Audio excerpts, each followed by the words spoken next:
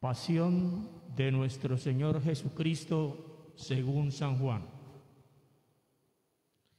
En aquel tiempo salió Jesús con sus discípulos al otro lado del torrente Cedrón, donde había un huerto, y entraron allí él y sus discípulos. Judas, que lo iba a entregar, conocía también el sitio, porque Jesús se reunía a menudo allí con sus discípulos. Judas entonces, tomando una corte y unos guardias de los sumos sacerdotes y de los fariseos, entró allá con faroles, antorchas y armas. Jesús, sabiendo todo lo que venía sobre él, se adelantó y les dijo: ¿A quién buscan? Le contestaron: a Jesús el Nazareno. Les dijo Jesús: Yo soy. Estaba también con ellos Judas, el que lo iba a entregar. Al decirles: Yo soy, retrocedieron y cayeron a tierra. Les preguntó otra vez: ¿A quién buscan? Ellos dijeron: A Jesús el Nazareno. Jesús contestó: Les he dicho que soy yo. Si me buscan a mí, dejen marchar a estos. Y así se cumplió lo que había dicho: no he perdido a ninguno de los que me diste. Entonces Simón Pedro, que llevaba una espada, la sacó e hirió al criado del sumo sacerdote, cortándole la oreja derecha. Este criado se llamaba Malco. Dijo entonces Jesús a Pedro: Mete la espada en la vaina. El cáliz que me ha dado mi Padre, ¿no lo voy a beber? La corte, el tribuno y los guardias de los judíos prendieron a Jesús, lo ataron y lo llevaron primero a Anás, porque era suegro de Caifás, sumo sacerdote aquel año. Caifás era el que había dado a los judíos este consejo: conviene que muera un solo hombre por el pueblo. Simón Pedro y otro discípulo seguían a Jesús. Este discípulo era conocido del sumo sacerdote y entró con Jesús en el palacio del sumo sacerdote, mientras Pedro se quedó fuera a la puerta. Salió el otro discípulo, el conocido del sumo sacerdote, habló a la portera e hizo entrar a Pedro. La criada portera dijo entonces a Pedro: ¿No eres tú también de los discípulos de ese hombre? Él dijo: No lo soy. Los criados y los guardias habían encendido un brasero porque hacía frío y se calentaban. También Pedro estaba con ellos de pie calentándose. El sumo sacerdote interrogó a Jesús acerca de sus discípulos y de su doctrina. Jesús le contestó: Yo he hablado abiertamente al mundo.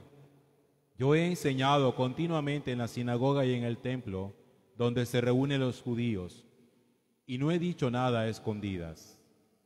¿Por qué me preguntas a mí? Pregunta a los que me han oído de qué les he hablado. Ellos saben lo que yo he dicho. Apenas dijo esto, uno de los guardias que estaba allí le dio una bofetada a Jesús diciendo: ¿Así contestas al sumo sacerdote? Jesús respondió: Si he faltado al hablar, muestra en qué he faltado. Pero si he hablado como se debe, ¿por qué me pegas? Entonces Anás lo envió atado a Caifás, sumo sacerdote.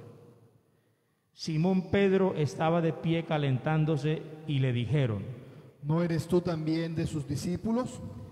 Él lo negó diciendo: No lo soy. Uno de los criados del sumo sacerdote, pariente de aquel a quien Pedro le cortó la oreja, le dijo: ¿No te he visto yo en el huerto con él? Pedro volvió a negar y enseguida cantó un gallo.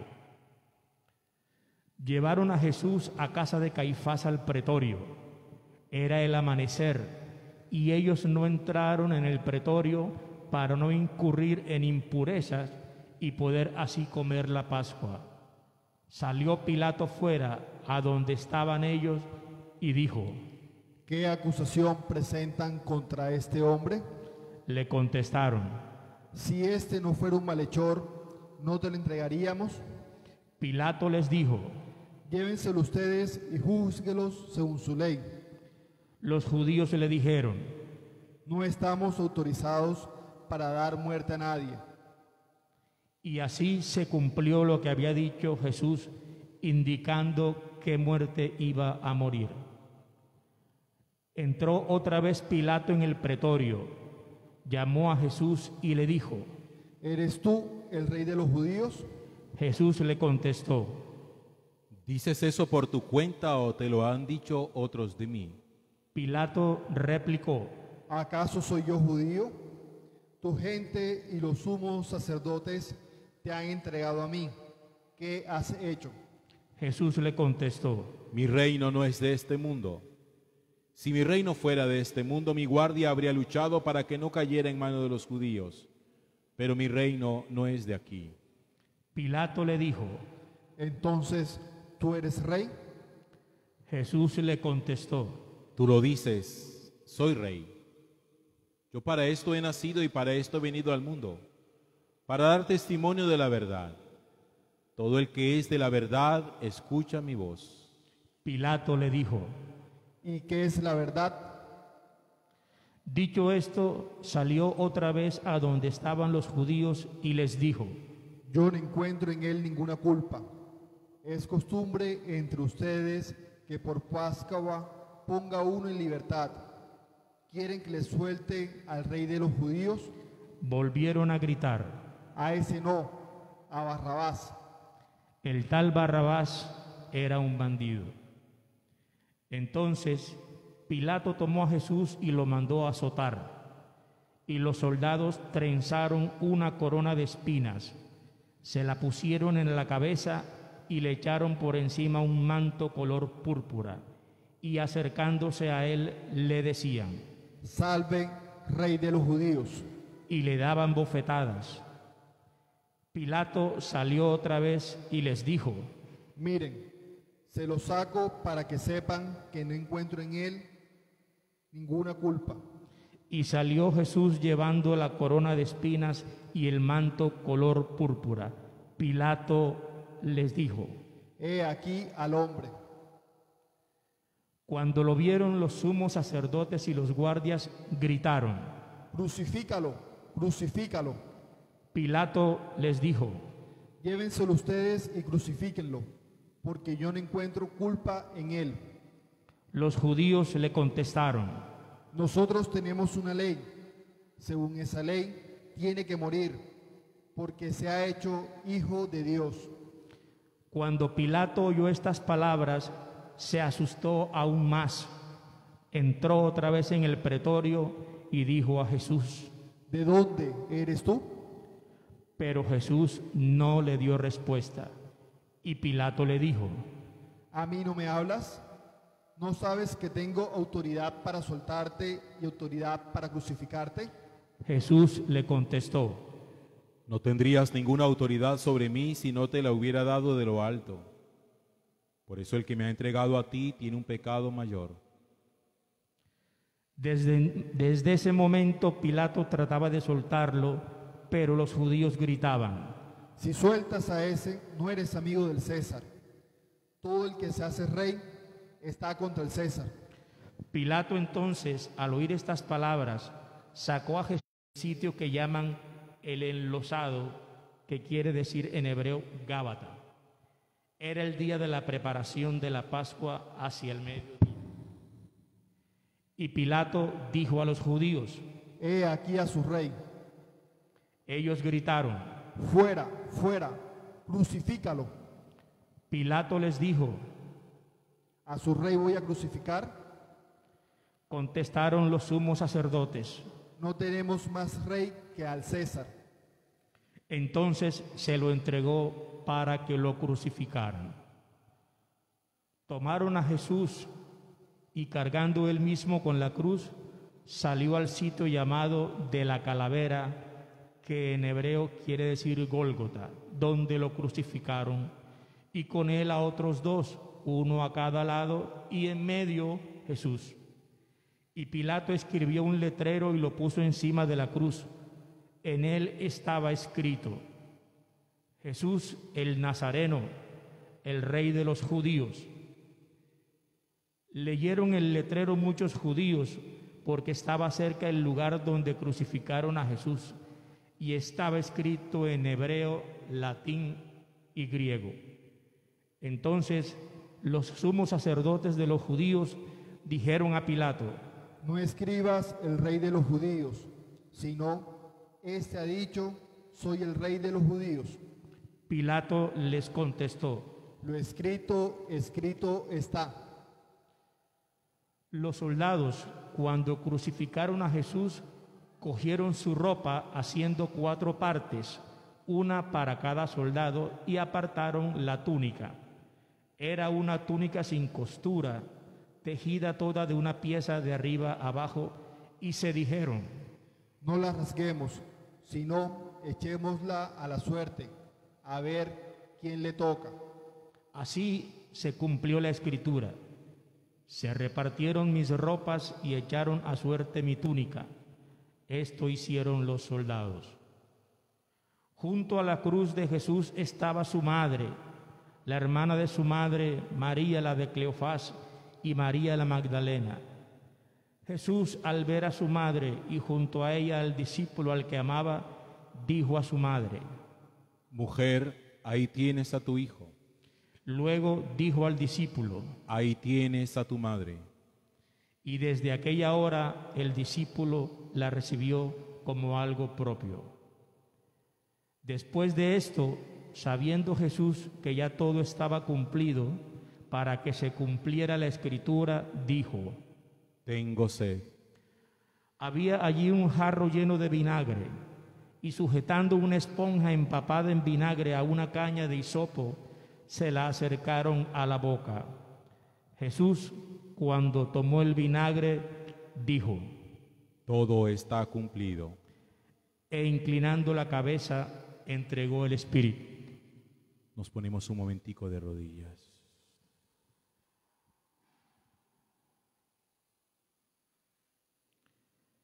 Los judíos entonces, como era el día de la preparación, para que no se quedaran los cuerpos en la cruz el sábado, porque aquel sábado era un día grande, pidieron a Pilato que les quebraran las piernas y que los quitaran.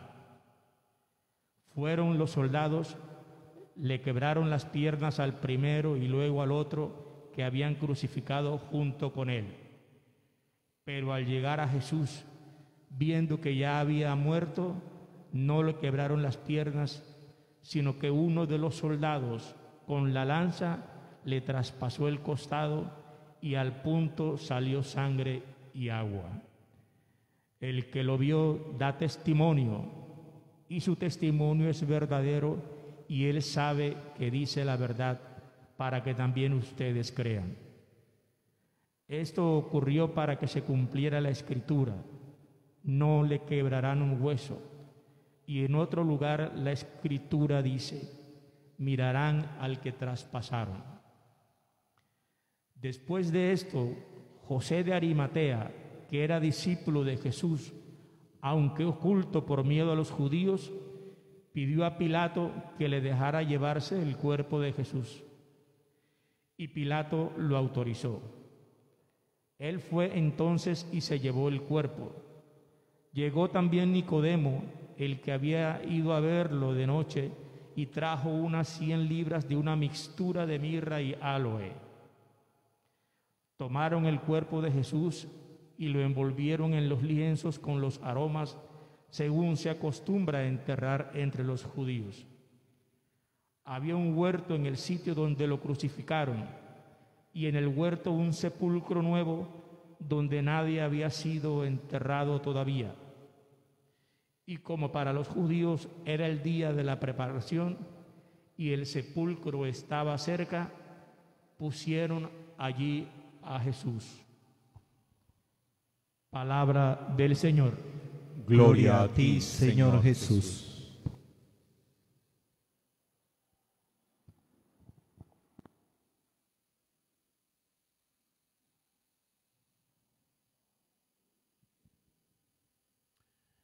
Antes de empezar la reflexión, me gustaría que levantaran la mano los que estuvieron ayer en la Eucaristía de la Cena del Señor. No les voy a preguntar nada, simplemente quiero darme cuenta quiénes estuvieron. Vale, bájenla, por favor. La pregunta se las hago porque es que la reflexión de hoy va unida a la reflexión de ayer para poderla entender y poderla hilar. Los que no estuvieron y no han visto la transmisión, yo los invitaría para que puedan unir la reflexión de hoy a la de ayer y puedan hilarla toda y entender perfectamente el mensaje, porque la reflexión de mañana sábado en la vigilia va a ser la tercera parte de esto, para que miremos un todo de lo que nosotros estamos celebrando durante esos días. Ayer recuerden ustedes que yo les estaba hablando cómo la vida humana se parecía a un rompecabezas y cómo muchos de nosotros en algún momento, tal vez cuando éramos niños o cuando estábamos más jóvenes, de pronto ahora de adultos también, nos ha gustado ese tipo de juegos porque nos parecen que son retadores, sobre todo cuando nosotros encontramos esos rompecabezas que tienen muchas piezas.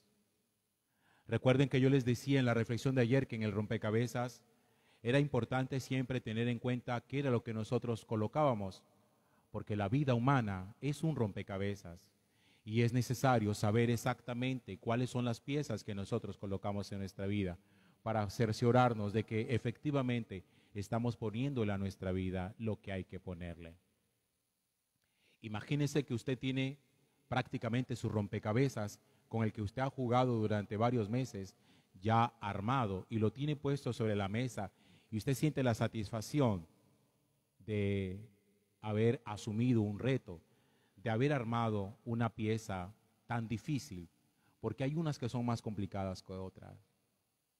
Imagínese usted veía allí sobre el mesón de la sala o del patio ese rompecabezas que le sacó canas, que le puso a usted a hacer grandes esfuerzos. Y que de pronto si usted tiene una mascota, un perro, un gato, se le monta sobre el rompecabezas y se lo desbarata. O que de pronto usted tiene un niño que le coge el rompecabezas y se lo desbarata. O que usted mismo, sin percatarse, voltea a la mesa y desbarata el rompecabezas. Uno inmediatamente se manda la mano a la cabeza y dice, tanto esfuerzo perdido, tantas semanas, tantos días, incluso tantos meses para poder haber armado esto, y que venga alguien y me lo desbarate en un momento. En la vida uno muchas veces puede sentir que la tiene armada, que tiene uno su vida organizada. Hay mucha gente que siente a esas alturas que ya tiene organizado su existencia y que prácticamente ya puede vivir tranquilo, sin preocupaciones de ninguna clase. Pero no falta el día en que aparece algo o alguien que le estremece toda su vida y le desarma el rompecabezas de su existencia. Hay gente, lastimosamente, o situaciones que se presentan en nosotros, que vienen a desacomodarnos y que lo que uno pensaba que uno tenía tan arreglado, que uno creía que lo tenía tan seguro, que ya todo estaba tan ordenado, tan organizado, viene a uno y se le desbarata y uno dice, ¿y en qué momento me pasó esto? Hay muchas cosas que le tocan a uno la vida, que se la desbaratan. Una pandemia ha venido a desbaratar nuestra vida. La muerte de un ser querido, alguien de su casa, los que han perdido aquí familiares durante esta pandemia, han venido a desbaratar la organización de su vida. La pérdida de un trabajo le desorganiza a uno la vida. Un divorcio, una separación, todas esas cosas le desorganizan a uno la vida y uno queda profundamente estremecido. Aquí hay dos opciones: que el rompecabezas se haya desbaratado completamente o que el rompecabezas haya quedado algunos pedazos pegados. Lo normal que sucede es que algunos pedazos quedan pegados y se desbaratan otros. Y hay que asegurarse que cuáles fueron los pedazos de la vida que quedaron armados, que no fueron tocados por las dificultades con los cuales uno necesita volver a empezar a armar. Hay cosas, y yo aspiro que esto ustedes lo recuerden bien, hay cosas que nunca vuelven a empezar de cero. Nada en la vida empieza nuevamente de cero. Normalmente todas las cosas empiezan donde uno terminó.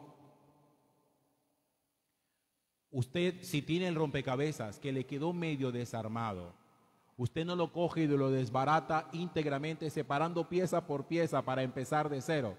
No, usted lo vuelve a armar a partir de lo que ya tiene.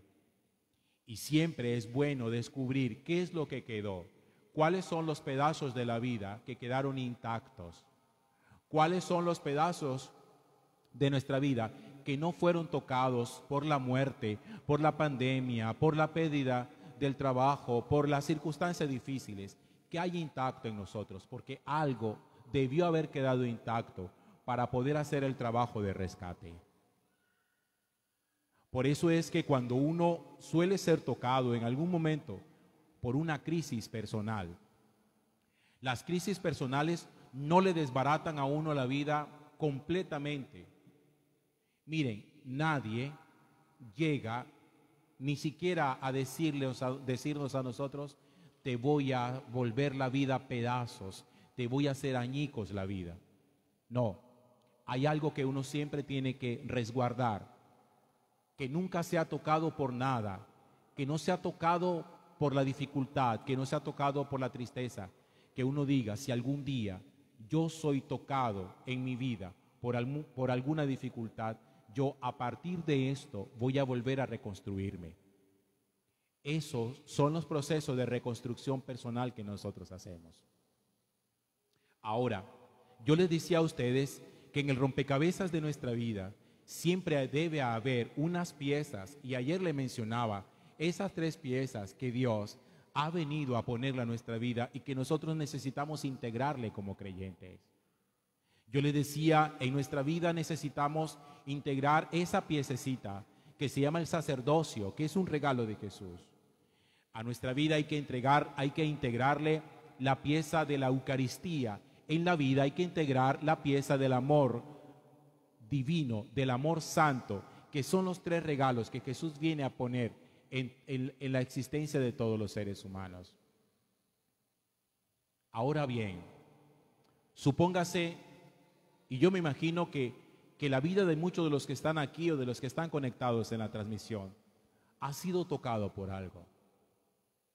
Muchos han vivido la tristeza de perder a alguien, otros han visto su empresa venirse abajo, otros han visto amenazado su trabajo, otros han sido tocados en su salud.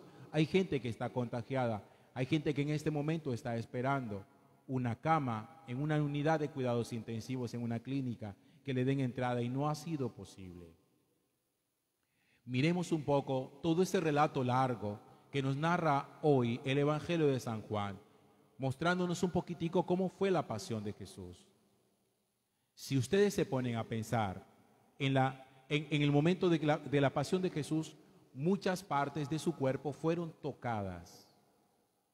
Jesús fue tocado en su cabeza cuando fue coronado de espinas. Jesús fue tocado en sus manos cuando fue clavado en la cruz. Jesús fue tocado en los pies cuando fue sostenido también en la cruz. Jesús fue tocado en su soldado. Ser tocados en la cabeza significa ser heridos en nuestras ideas. ¿Cuántas veces nosotros, en las ideas, los sueños, las esperanzas que tenemos, no hemos sido heridos o hay alguien que viene intentando destruir todas las cosas buenas que nosotros llevamos y que tenemos aquí en forma de ideas que las compartimos a veces con los demás? Jesús fue tocado en su forma de pensar. La corona de espinas fue eso. Pero Jesús también fue tocado en sus manos, fue herido en sus manos.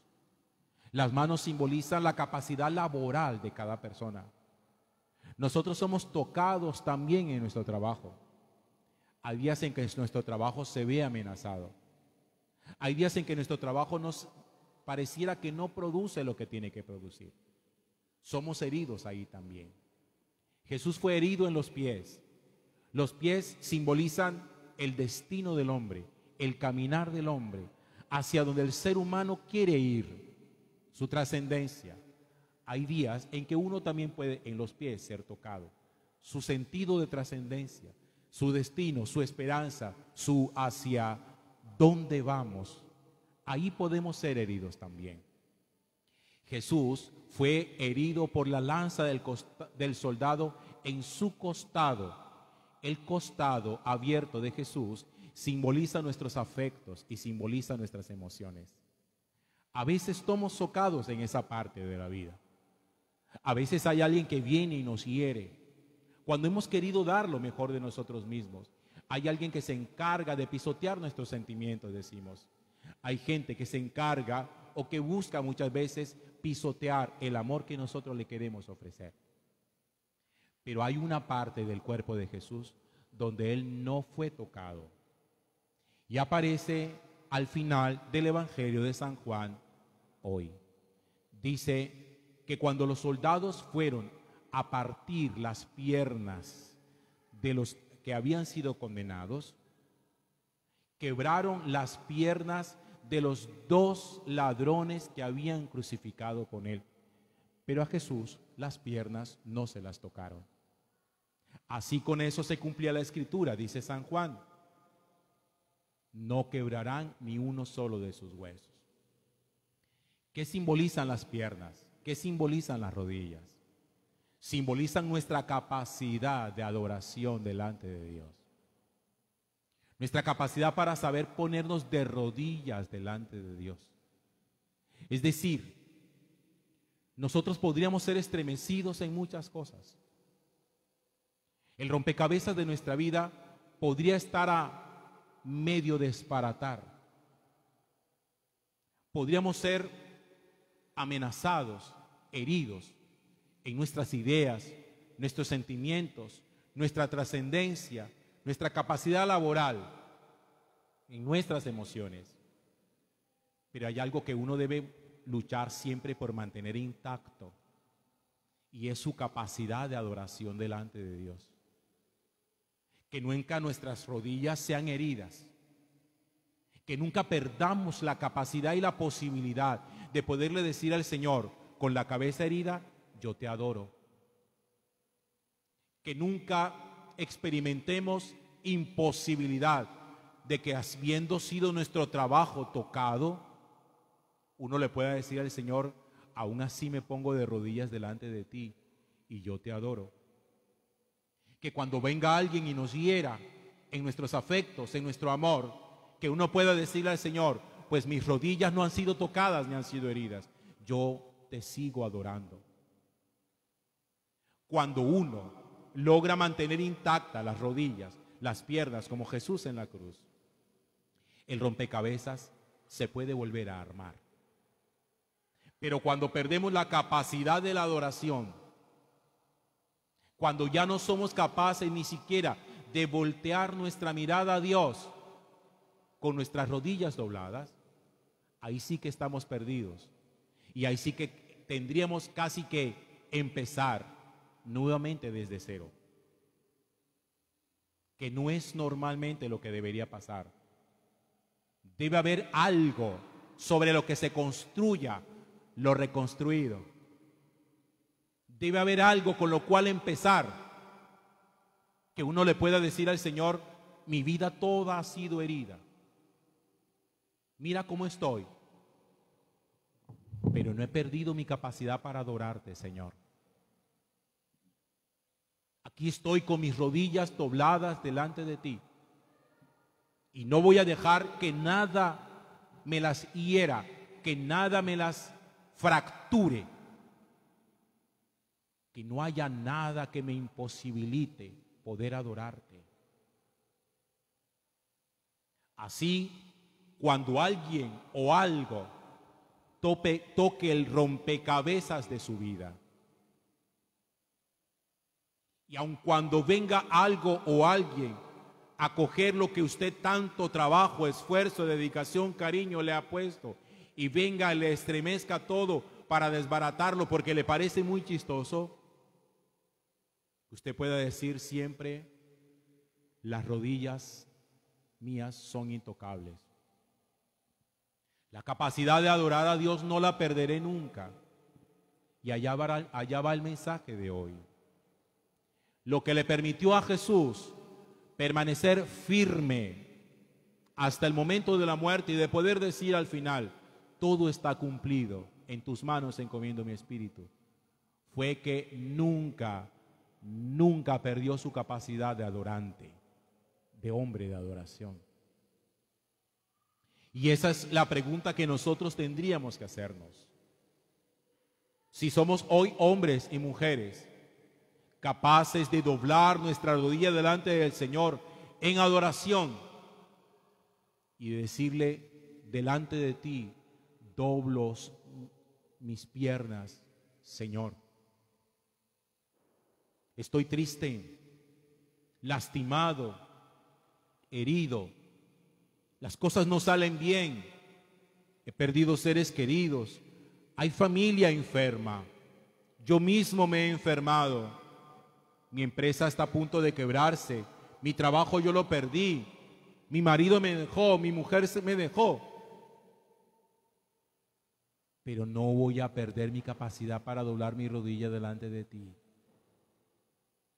Porque a partir de ello, será que usted tenga la posibilidad de poder levantarse otra vez y de poder reconstruir su vida. Porque si no lo hace así y usted sencillamente permite que algo o alguien desbarate el rompecabezas de su existencia, es como si usted, después de haber armado el rompecabezas de 1000 piezas y alguien se lo voltea, usted coja y lo desbarate todo y lo tire en la basura y diga: no lo voy a volver a armar más. Eso es llegar al desprecio de la vida y decir: no voy a volver a esforzarme nunca más.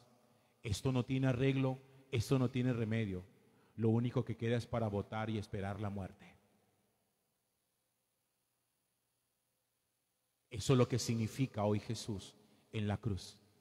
Dentro de las muchas cosas que nosotros podríamos sacar, pero solamente quiero tocar esa. Acuérdese siempre, usted podrá ser herido aquí en sus pies, aquí en sus costados, pero haga de sus rodillas rodillas intocables. Y siempre habrá quien le quiera herir en su amor, en sus deseos de amar. Siempre habrá alguien que le engañe o que quiera engañarle. Siempre habrá alguien que se burle de sus proyectos, sus ideas. Siempre habrá alguien que se burle de sus deseos de trascendencia, de su caminar en el Señor. Siempre hay gente hiriente. Siempre hay gente que lastima. Pero usted mantenga sus rodillas, que nunca se las quiebre nada ni nadie, para que nunca deje de ser un adorador de verdad. Si por lo menos usted su rodilla la rescata, de rodillas delante de Dios, el Señor le ayudará a armar nuevamente el rompecabezas de su existencia. Mañana miraremos cómo. Te damos gracias, Señor, a ti que vives y reinas por los siglos de los siglos. Amén.